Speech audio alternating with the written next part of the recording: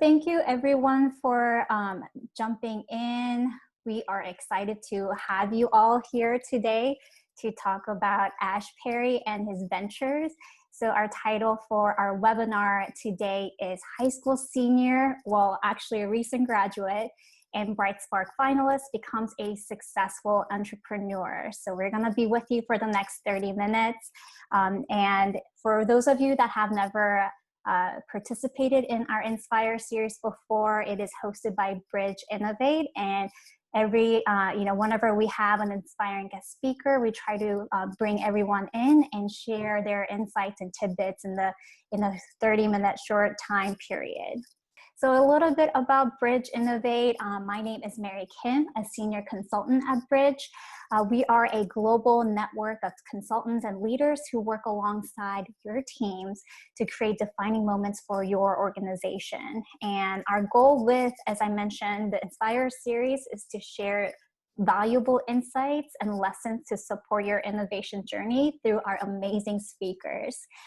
And today I mentioned Ash being a Bright Spark finalist. I thought I'd share a quick, brief introduction to our Bright Spark program, which is our social innovation, I would say a corporate social responsibility program, if you will.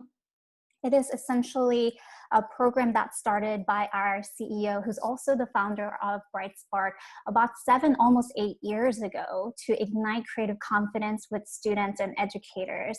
And we provide different design thinking challenges, competitions, resources and tools for students and educators to really support them on their innovation journey. And you'll see that also with Ash participated in our Invention Challenge many years ago. We're actually just getting ready to launch our Fall 2020 Invention Challenge, kicking off in October. So without further ado, I'm going to let Ash introduce himself, but what you can expect today is Ash is going to share his background, his journey, sparking innovation. He's going to kind of start with share where he started and where he is now. And Dash and Howell Services are his two ventures that he has been working on, one still going on. And one of the things that we're going to do that's going to be fun is we're going to have more of a Q&A conversational wrap up with, just getting more insights from his experience. So I did, said all these things, without breathing, so you can hear from Ash. So Ash, welcome. I'd love for you to meet yourself and share a little bit about yourself to our audience today. Yes, thank you, Mary. So as Mary said, my name is Ash Perry, and I am the founder and CEO of Howl Services.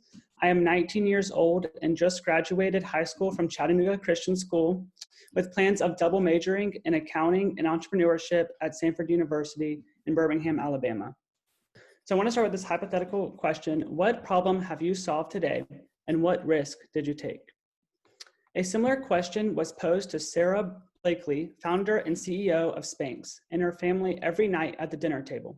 Her dad would go around the table and ask each of his children what solution they provided to a problem they encountered that day. I open with this question in hopes that you see design thinking as something simple but necessary to everyone's life, not just entrepreneurs. I believe that the characteristics that make up an entrepreneur, risk taker, believer, problem solver, etc., are characteristics necessary in daily life, no matter if you are starting a business or following your passions in another area.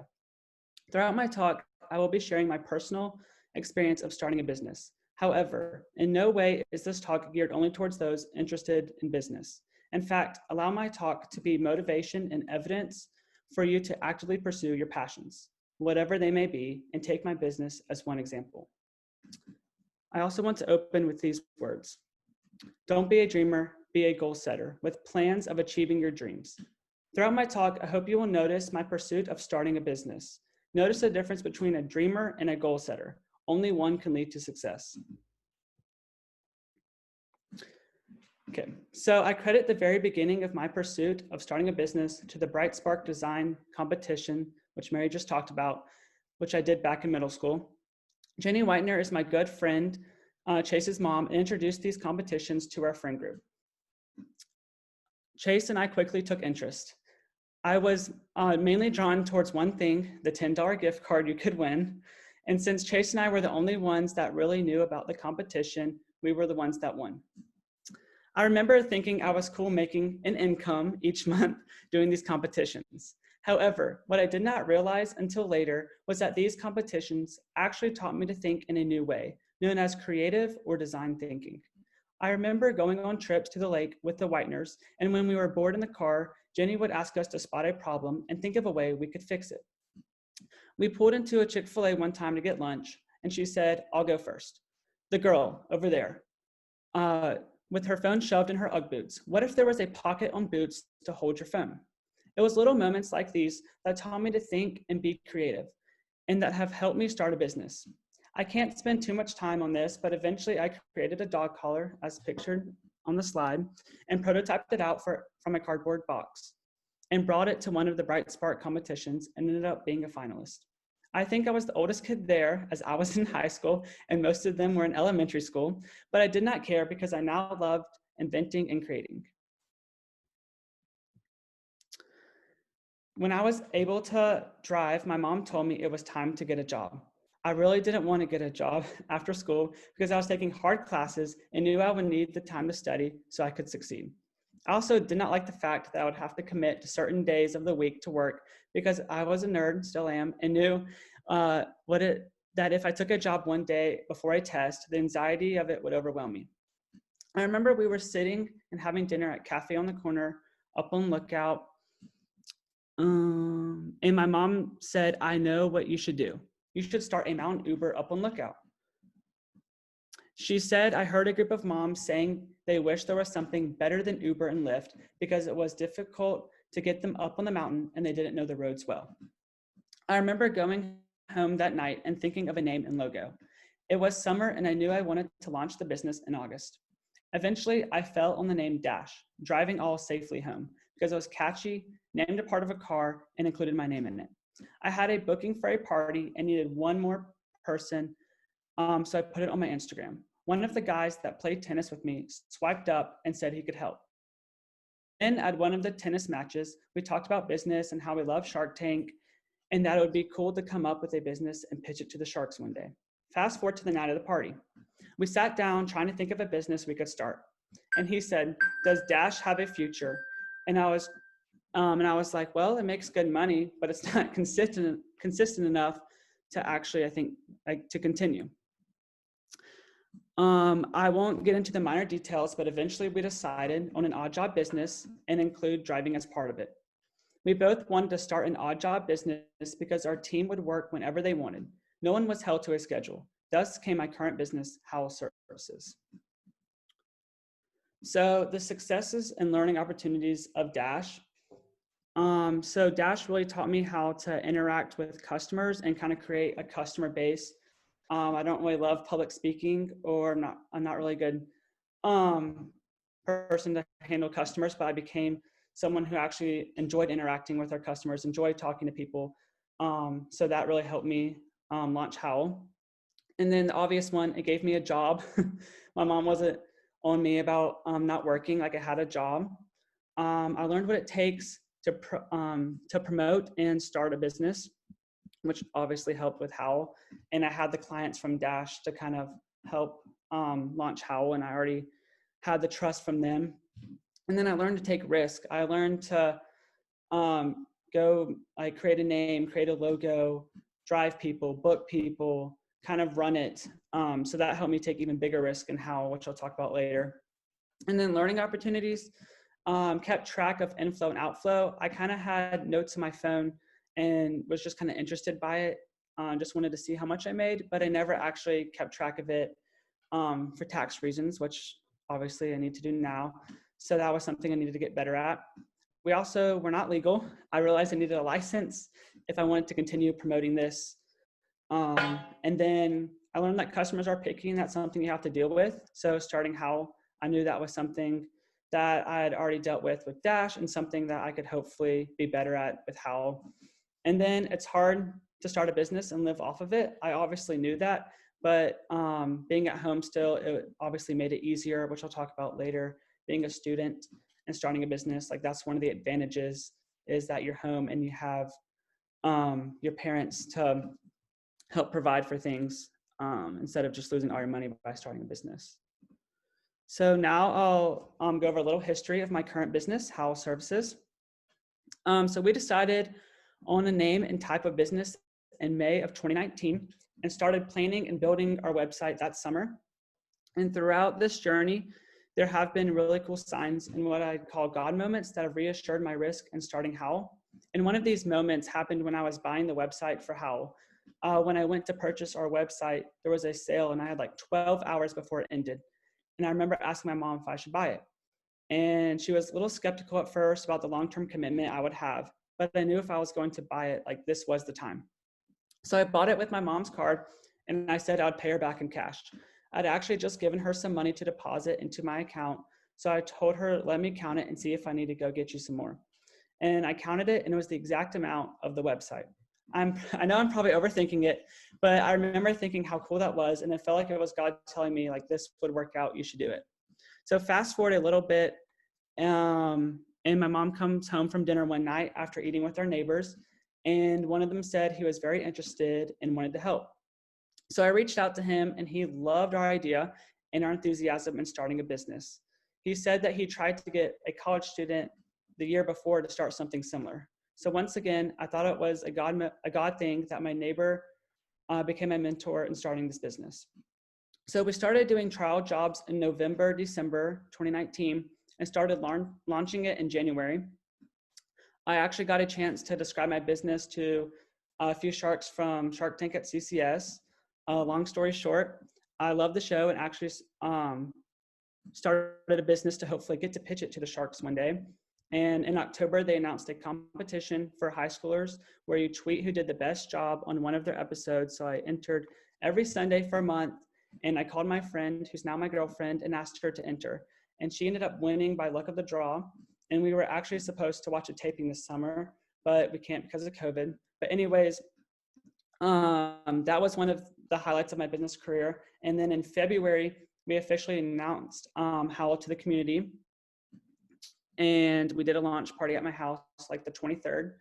Then it was time to become legal. And my friend decided to give me full ownership. I did have a partner at that time because he wanted to put his time into other things. So since March, we've done over 350 jobs. We've rebranded and I've hired a manager to take over the bookings for the jobs. And I also have plans of expanding to Birmingham, where I'll also be for college and other parts of the state.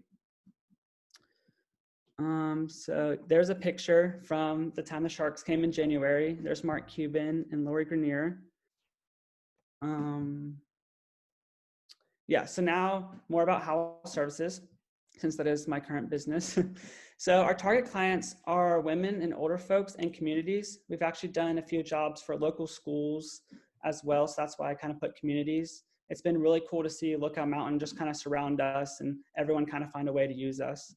And then our geographic, we are based on Lookout Mountain right now, but we will do jobs elsewhere for a distance fee. Like we're not kind of closed-minded in that regards, but I did want to keep it small. So we do feel like you personally know us, you personally know our team and have that aspect to our company.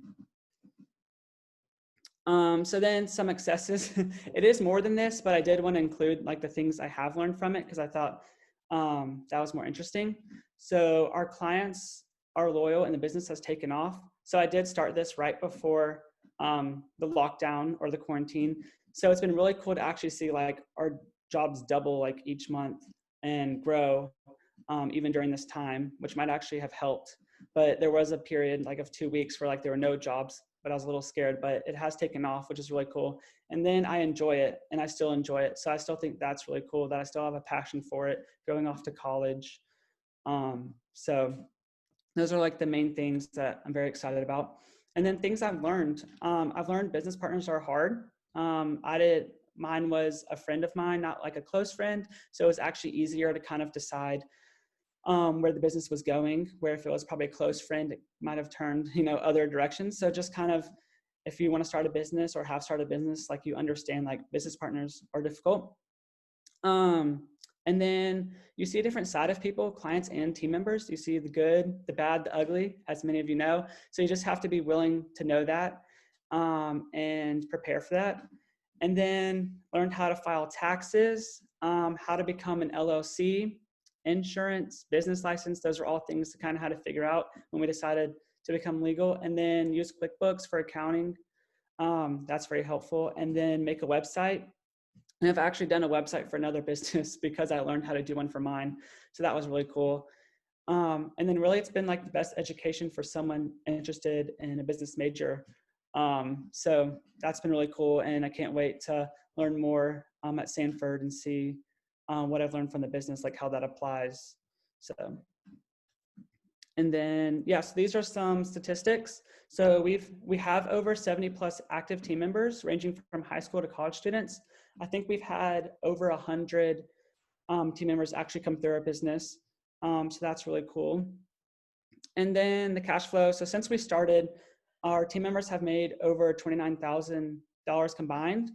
So I just think that's really cool because one, it shows that like something is working. It's just a sign that like our team members enjoy it and our clients enjoy it. Like something good is happening.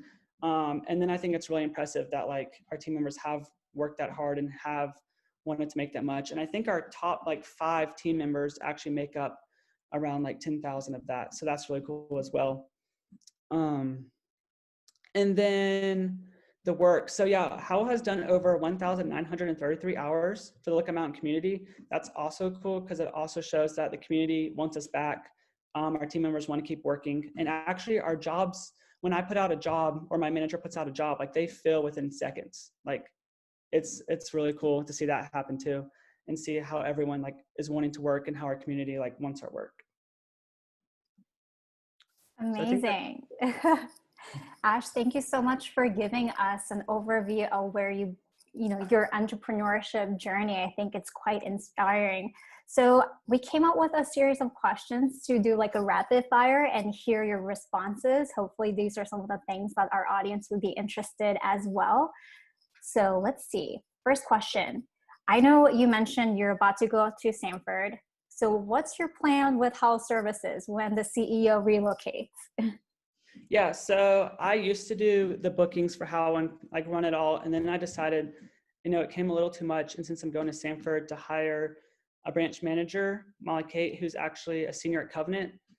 So it kind of got Covenant more involved, which is cool, and get more team members from there.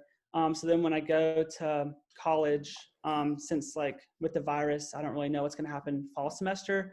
I've decided not to launch fall semester, maybe get the word out, and then spring semester, if everything kind of settles down, like that'll be the time to kind of announce it and launch it in Samford.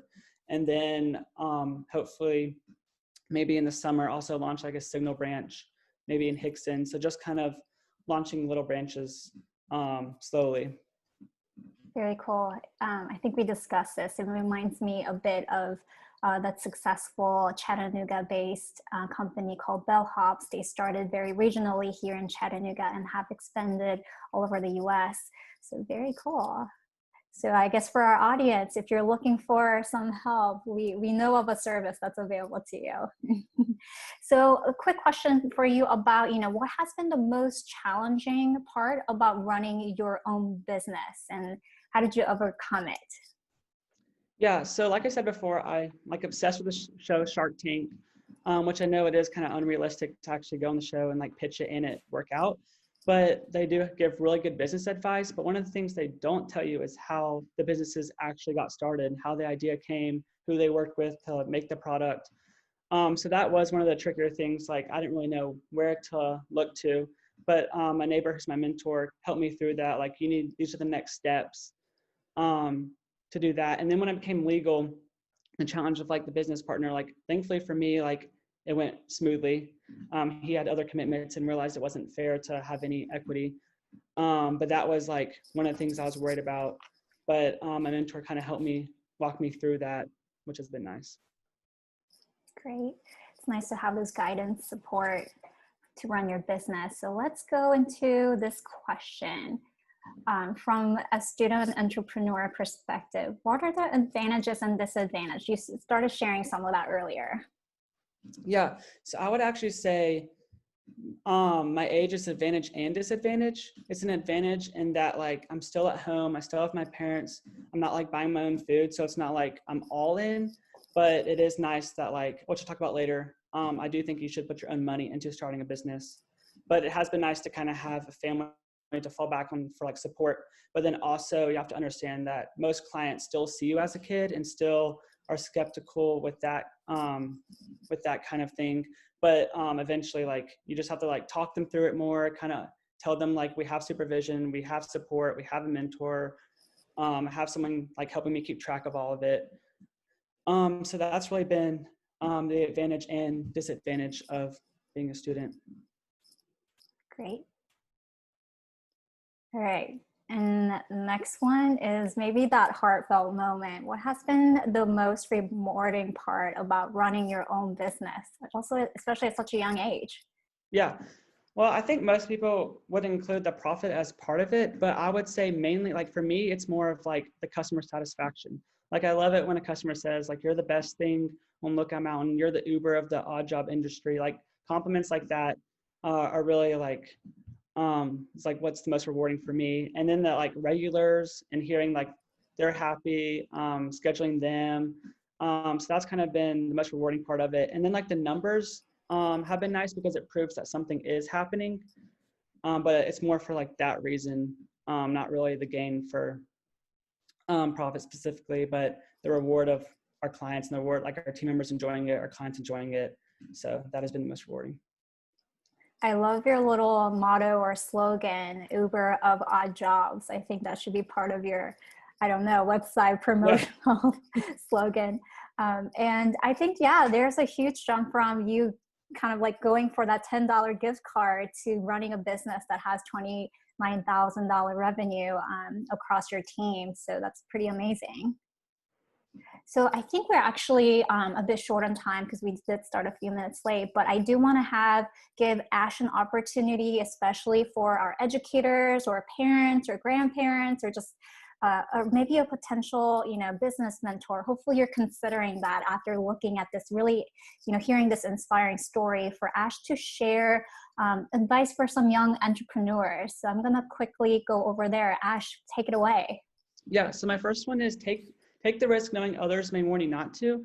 Like obviously it'd be weird if someone didn't tell you the risk, like you're putting in money, you could lose it. You could lose your reputation, your name, the business. So obviously like understand the risk, but also don't necessarily keep that from stopping you from starting a business. Like from the quote, or relating back to Sarah Blakely, the founder of Spanx, she kept her idea a secret for a year because she knew that her family members or a friend could convince her not to do it. So she decided to kind of keep that quiet, work at it. And when she decided that like she knew she was going to do it and no one could convince her not to do it, that's when she launched it. So that's what I would say with like the risk, like take the risk and also be smart about it.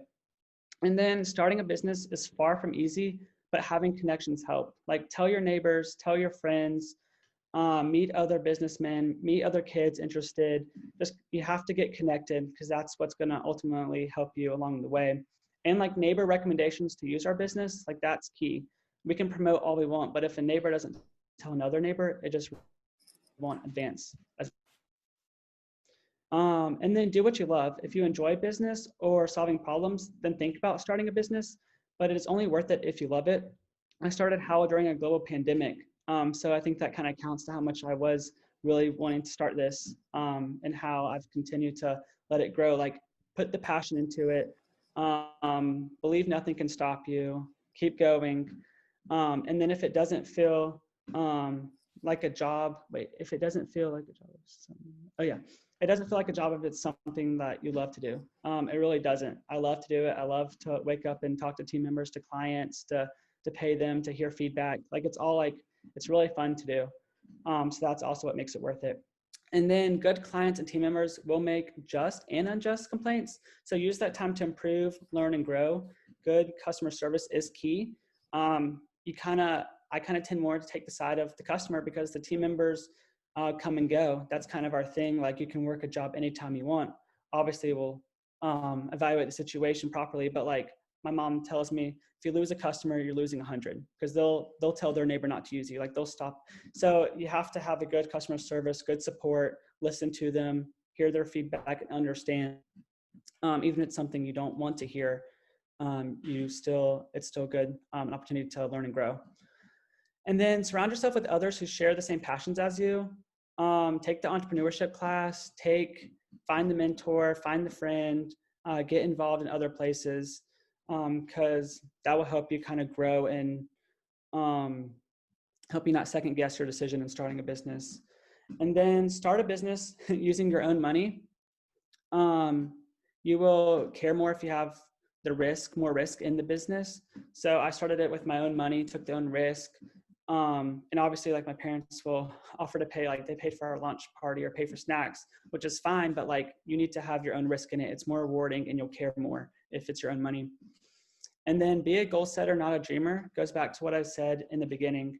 We all have dreams, and we could all probably come up with a business right now that we could start, but it's the plan that you make, and you have to actively pursue that plan that actually will lead you to success. Very cool. Thank you, Ash. If you're interested in getting in touch with Ash, here's his contact information. Since we're short on time, we'll just make sure that we include this in the follow-up email that you receive along with the recording, so you can share with your contacts as well. And thank you, Ash, for sharing your story. So please reach out, even if it's just to say thank you for a great webinar, sharing his insights. Ash, thank you so much. Yes, thank you for the opportunity. Yeah.